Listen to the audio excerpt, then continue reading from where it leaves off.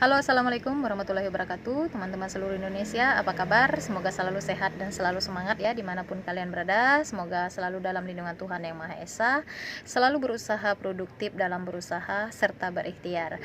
Terima kasih untuk teman-teman yang sudah menunggu update terbaru dari video Pandora Channel. Sekarang kita bergabung kembali dalam pembahasan mengenai seputar pengalaman serta cerita-cerita menarik yang patut dan wajar diangkat ke forum seputar penggunaan aplikasi pinjaman online yang beredar di masyarakat Indonesia, baik itu yang teman-teman alami sendiri ataupun yang dialami oleh orang-orang terdekat kita.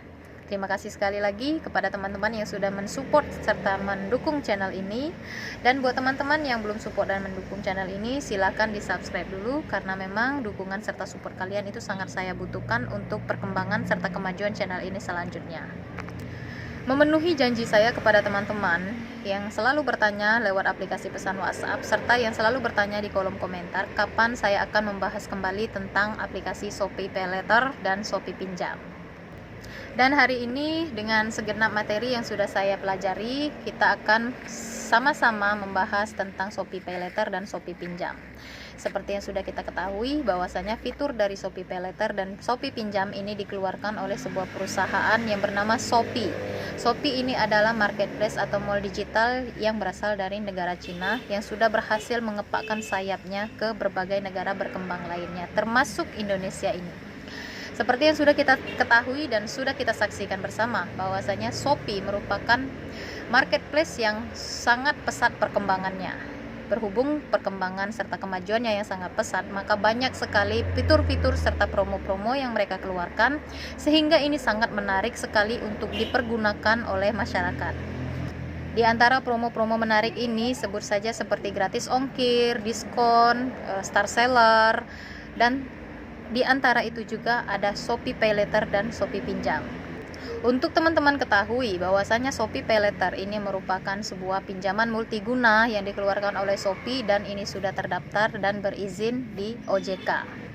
So, buat kalian yang bertanya-tanya apakah resiko dari gagal bayar ketika menggunakan Shopee PayLater dan Shopee Pinjam, maka resiko yang akan kalian hadapi itu sama saja dengan resiko ketika kalian menggunakan aplikasi pinjaman online lainnya yang berbasis legal, seperti Ada Kami, seperti Kredit Pintar, Kredivo, Aku Laku, dan lain sebagainya.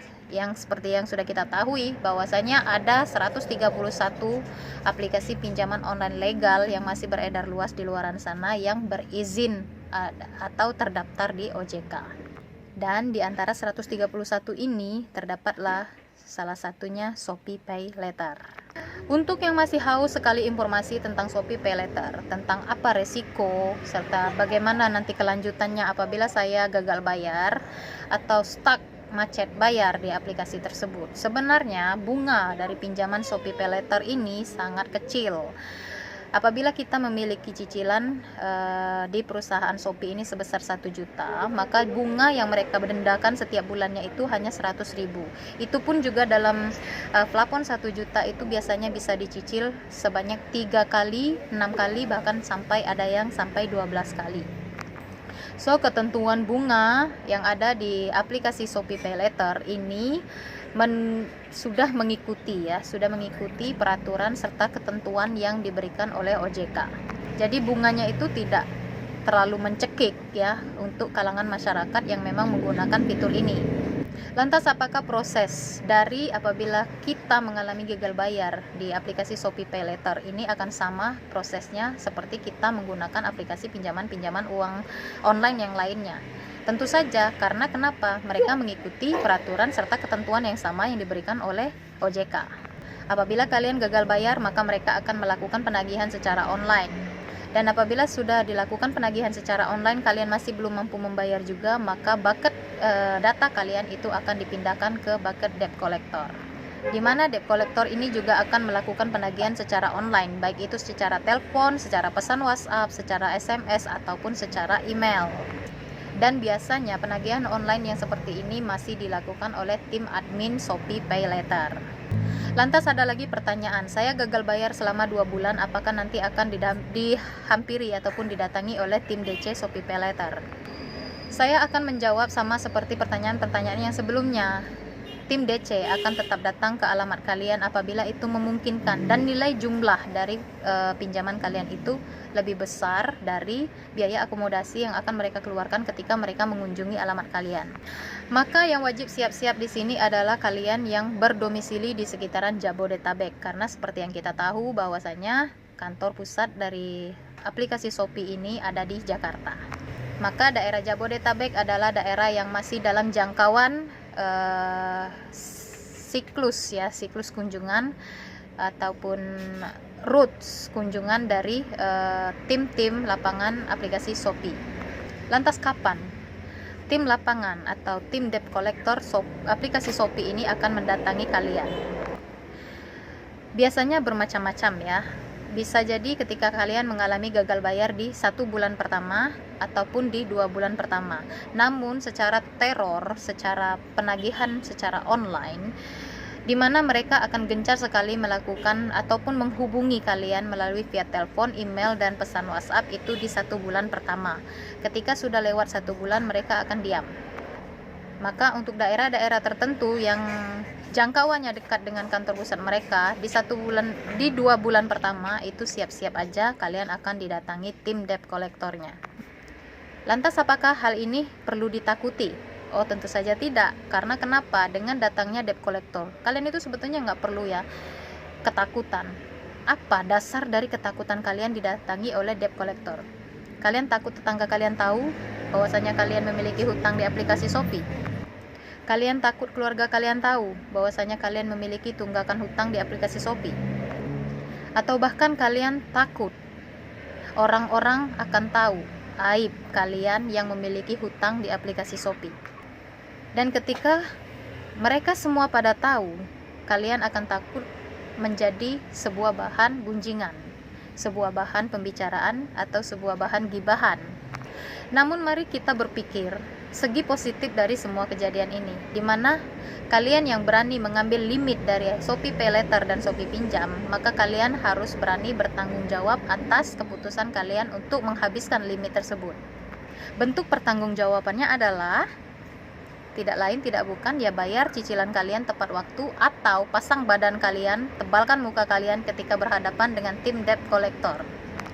Ini berlaku sekali untuk yang berdomisili di daerah-daerah terjangkau. Tapi apa kabarnya apabila kalian berdomisili di daerah-daerah yang jauh seperti Kalimantan, Sumatera, ataupun bahkan lebih jauh lagi dari itu? Perlu saya jelaskan dan saya tegaskan, untuk sekarang ini, untuk daerah-daerah jauh seperti Kalimantan, Sumatera, bahkan Pulau Jawa sekalipun, sudah ke Jawa Timur sana, Shopee Pay Later belum memiliki tim lapangan yang bisa diajak ataupun bisa diturunkan untuk mengunjungi kalian satu persatu.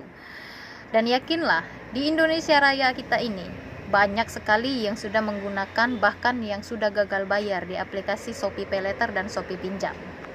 Dilihat dengan berbagai promo-promo serta berbagai fitur-fitur lain yang disediakan kembali dikeluarkan oleh tim aplikasi Shopee, yang kemudian sudah banyak sekali juga promo-promo serta fitur-fitur yang baru itu yang gagal, maka perlu juga kita sadari bahwasanya Shopee Pay Later dan Shopee Pinjam ini sudah cukup merugikan perusahaan tersebut. Dengan kenyataan yang ada sekarang, tidak menutup kemungkinan apabila suatu hari nanti, entah itu 6 bulan kemudian ataupun tahun-tahun depan kemudian, akan ada beberapa kelompok tim lapangan yang akan mereka kerahkan menagih secara langsung pinjaman-pinjaman ataupun tunggakan-tunggakan dari debitur-debitur gagal bayar mereka di berbagai negara, di berbagai daerah. Lantas ada lagi pertanyaan, apabila saya mengalami gagal bayar di Shopee Pay Later itu mencapai 3 bulan, apakah nanti akan terus dihubungi secara online? Sepengetahuan saya sejauh ini, setiap ada yang sharing sama saya, ketika sudah lewat dari 3 bulan, ini aplikasi Shopee Pay Later ataupun Shopee Pinjam ini sudah tidak menghubungi lagi melalui jalur online, baik itu pesan WhatsApp, email, dan telepon. Tetapi dari kesemua sikap diam dari aplikasi Shopee ini, perlu kalian ketahui bahwasanya list BI checking kalian itu sudah masuk ke daftar hitam. Lantas apakah daftar hitam ini akan mempengaruhi siklus ataupun rule dari rekaman kredit kita di BI Checking? Tentu saja, karena riwayat kredit kita di aplikasi Shopee Pay Later ini akan terekam di BI Checking. Cuman masalah dia berpengaruh atau tidak ketika kita akan mengajukan data kita untuk peminjaman dana kepada perusahaan bank ataupun non-bank seperti leasing, ini tidak bisa kita sebut akan sangat berpengaruh secara global, karena banyak juga kok pengalaman-pengalaman yang sudah ada di lapangan. Mereka meninggalkan jejak hitam ya, jejak hitam lah kita sebut di aplikasi Shopee Pay Later sampai 5 sampai 7 juta. Tetapi ketika mereka mengajukan pinjaman ke bank konvensional BUMN itu tetap di ACC. Karena apa? Pernah saya bahas juga pertimbangan dari perusahaan bank ataupun leasing, mereka mau memberikan kita pinjaman itu karena ada jaminan serta ada usaha yang bisa disurvei. Jika jaminan serta usaha yang mereka survei itu menurut mereka memang masuk, nilainya pas untuk memberikan pinjaman kepada kalian, maka tetap akan di ACC. Jadi ini tidak bisa kita simpulkan bahwasannya data list BI Checking kita yang sudah hitam tentang Shopee Pay Later ataupun pinjaman-pinjaman online lainnya itu akan berpengaruh. Tidak bisa kita simpulkan secepat itu, karena di lapangan fakta yang sebenarnya yang banyak sekali dialami oleh debitur gagal bayar di pinjaman online, mereka tetap di ACC dan dicairkan ketika mengajukan pinjaman ke lembaga bank ataupun leasing lainnya. Karena itu tadi, mereka memiliki usaha serta jaminan yang pas sesuai dengan nominal yang mereka ajukan. Ketakutan-ketakutan terbesar ketika menggunakan pinjaman online ini adalah masih di seputaran saya takut DC-nya akan datang ke rumah. Perlu kalian ketahui, ketika DC itu sudah datang ke rumah kalian, di sanalah sebenarnya letak titik terang. Titik terang bagaimana kalian bisa menyelesaikan atau menuntaskan tagihan atau hutang kalian ke aplikasi tersebut. Ketika DC itu sudah datang ke rumah, mereka akan sangat enak sekali diajak diskusi dan bernegosiasi. Baik itu negosiasi masalah bunga ataupun masalah pokok ataupun masalah kemampuan, limit kemampuan berapa kalian mampu membayar dalam 1 bulan ke bulan berikutnya. Jadi tidak perlu takut, tidak perlu malu lagi ketika kalian mendengar DC akan datang ke rumah. Kalian tunggu saja. Bahkan apabila memang kalian mendapatkan email serta pesan WhatsApp yang berbunyi bahwa tim lapangan dari perusahaan mereka akan datang ke alamat kalian, maka kalian cukup jawab, "Iya, saya akan tunggu kedatangan kalian di alamat saya." Jawab saja seperti itu. Apabila memang mereka akan datang, maka tunggu saja. Apabila memang cuma gertakan sambal, maka sampai kapanpun mereka juga tidak akan pernah datang. Semakin hari semakin banyak juga yang terjebak di aplikasi pinjaman online, dan semakin hari pun angka dari kegagalan bayar yang dilakukan oleh masyarakat Indonesia kepada aplikasi-aplikasi pinjaman online ini pun semakin meningkat. Ini bisa kita lihat banyak sekali fakta-fakta yang beredar, baik itu di grup-grup yang secara gamblang mereka menyatakan bahwasanya saya gagal bayar di sekian aplikasi, saya gagal bayar di 13 aplikasi, saya gagal bayar di 5 aplikasi, saya gagal bayar di 10 aplikasi, dan ini sudah bukan menjadi sebuah aib lagi. Bahkan mereka terang-terangan aja membuka pengalaman mereka bahwasanya mereka mengalami gagal bayar di sekian aplikasi pinjaman online.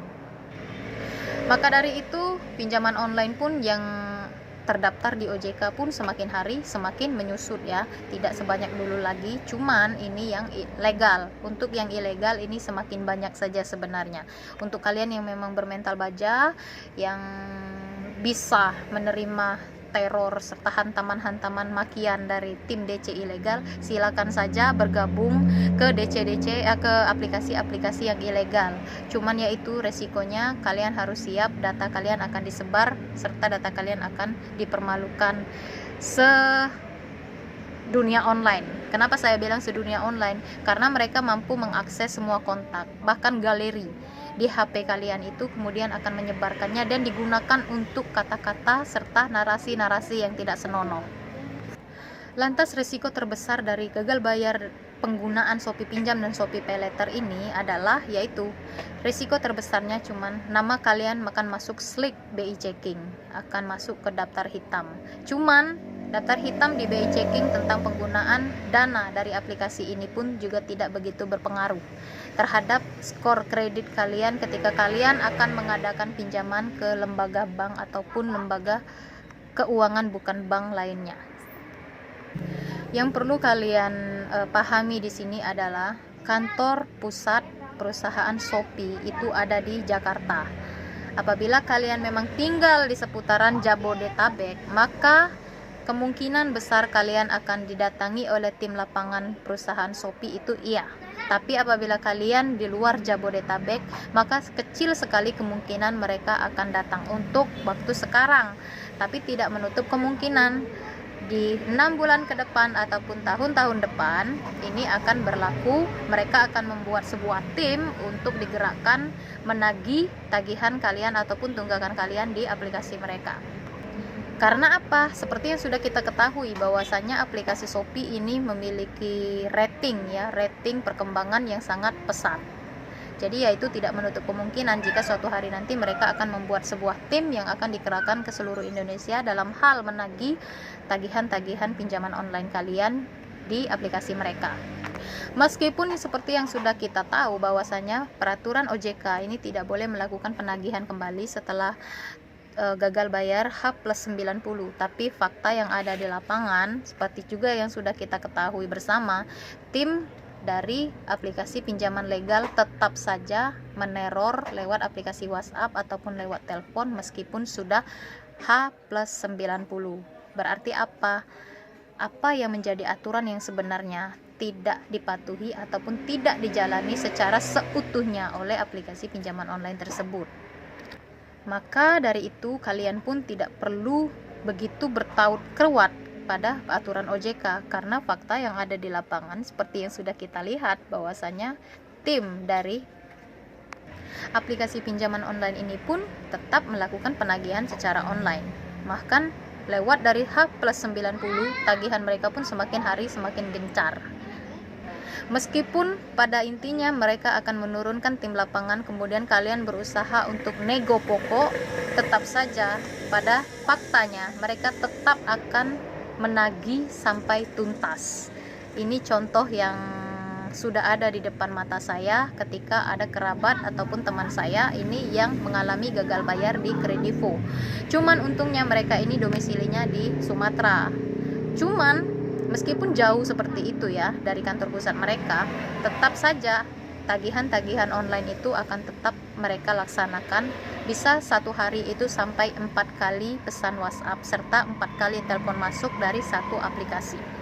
Fakta yang ada di lapangan begitulah adanya, tidak sesuai dengan peraturan yang ada serta ketentuan-ketentuan yang ada atau ditetapkan oleh otoritas jasa keuangan. So, buat kalian yang memang masih terjebak di aplikasi pinjaman online apapun itu dan berapapun jumlahnya, tetaplah fokus untuk memperbaiki pola hidup, meningkatkan produktivitas kerja supaya kalian bisa terlepas dari jebakan-jebakan pinjaman online ini. Untuk kalian yang memang berusaha, untuk kalian yang memang sangat ingin segera melunasi hutang di pinjaman online, saya doakan semoga jalannya bisa secepatnya terrealisasi. Oke, terima kasih untuk teman-teman yang sudah nonton sampai akhir. Apabila ada pertanyaan-pertanyaan boleh langsung tulis di kolom komentar ataupun bisa langsung sharing kepada saya secara langsung. Lihat aja di description box, itu ada nomor pribadi saya yang saya cantumkan khusus untuk kalian yang mau sharing serta tukar pengalaman, tukar pikiran bersama saya langsung. Oke, see you next video. Wassalamualaikum.